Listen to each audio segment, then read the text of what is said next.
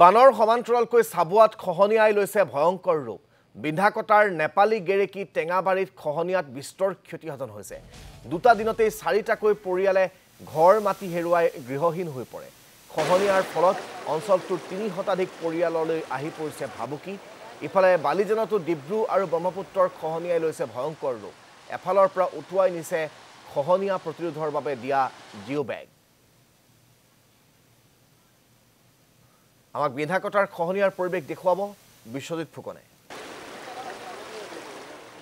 মই মুহূৰ্তত উপস্থিত আছোঁ চাবুৱাৰ বিন্ধাকটা পঞ্চায়তৰ অন্তৰ্গত টেঙাবাৰী মিৰিগাঁত আৰু এই স্থানত এতিয়া ভয়াৱহ খহনীয়া দেখা পোৱা গৈছে। এই মুহূৰ্তত মই দৰ্শকক দেখুৱাইছোঁ। চাওক এতিয়া ফেনে ফুটুকাৰে ওফন্দি উঠিছে মহাবাহু ব্ৰহ্মপুত্ৰ। এফালে বানপানী আৰু আনফালে এতিয়া ভয়াৱহ ৰূপত খহনীয়া দেখা পোৱা গৈছে। যোৱা 2টা দিনত 4টাতকৈ অধিক পৰিয়ালে ইয়াত আপোন ঘৰ মাটি হেৰুৱাইছে আৰু গৃহহীন হৈ এতিয়া নিৰাপদ স্থানত আশ্ৰয় বিচাৰি হাহাকাৰ কৰিবলগীয়া এটা পৰিৱেশৰ সৃষ্টি হৈছে। চাওক এই মুহূৰ্তত আমি দৰ্শকক দেখুৱাইছোঁ কেনেদৰে আচলতে এতিয়া ওফন্দি উঠিছে মহাবাহু ব্ৰহ্মপুত্ৰ আৰু ব্ৰহ্মপুত্ৰ এতিয়া ওফন্দি উঠাৰ লগে লগে এতিয়া খহনীয়া ব্যাপক হাৰত বৃদ্ধি পাইছে। এইসমূহ ঘৰ দেখুৱাইছোঁ।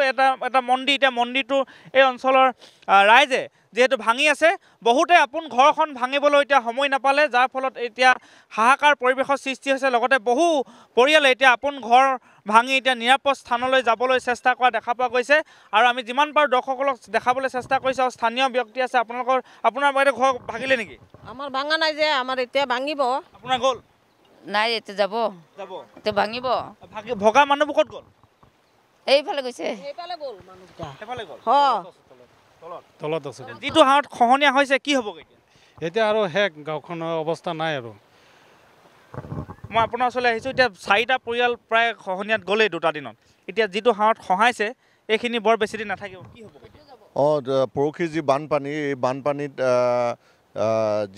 যিকেইটা ৰাইজৰ ঘৰ আছিলে, ইমান মানে পানী বেছি কাৰেণ্ট হোৱাৰ কাৰণে একেদিনাই প্ৰায় 4টা ঘৰ গৰাখহনীয়া জাহ গৈছে। আৰু এনেধৰণে খহনীয়া হৈ থাকিলে ব্যৱস্থা নহ'লে ইয়াৰ প্ৰায় 300টা ৰাইজৰ ঘৰ আছে, 300টা ঘৰে গুচি যাব।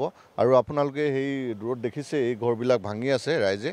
আৰু কম সময়ৰ ভিতৰতে যদি ইয়াত প্ৰটেকশ্যন দিয়া বা ৰাইজে চৰকাৰে যদি ব্যৱস্থা নলয়, গোটেই গৰাখহনীয়া নিশেষ হ'ব বুলি আমাৰ ধাৰণা হৈছে। হয়, এটা গুৰুত্বপূৰ্ণ খবৰ, প্ৰায় 300টাতকৈ অধিক পৰিয়াল থকা গাঁও আৰু এই গাঁওখনত এতিয়া ভয়াৱহ ভাবুকি কঢ়িয়াই আনিছে। যিহেতু বাৰিষা, প্ৰথম বাৰিষাতে এতিয়া ভয়াৱহ ৰূপ দেখা পোৱা গৈছে। 4টা বাসগৃহ প্ৰায় 2টা দিনতেই খহনীয়া। বিন্ধাকটাৰ পৰিৱেশ আমি আপোনালোকক বিশ্বজিৎ ফুকনৰ জৰিয়তে দেখুৱাইছোঁ। খহনীয়াই কি পৰিৱেশৰ সৃষ্টি কৰিছে সেয়া আপোনালোকে দেখিবলৈ পাইছে। মুঠৰ ওপৰত এতিয়া সমগ্ৰ ৰাজ্যতে বানৰ তাণ্ডৱ। বিশেষকৈ উত্তৰ অসম, উজনি অসমত বানে ভয়াৱহ ৰূপ ধাৰণ কৰিছে, খহনীয়াই ভয়াৱহ ৰূপ ধাৰণ কৰিছে, যাৰ ফলত এতিয়া নৈপৰীয়াৰ ৰাইজে শংকাৰ মাজেৰে প্ৰতিটো মুহূৰ্ত পাৰ কৰিব লগা এটা অৱস্থাৰ সন্মুখীন হৈছে।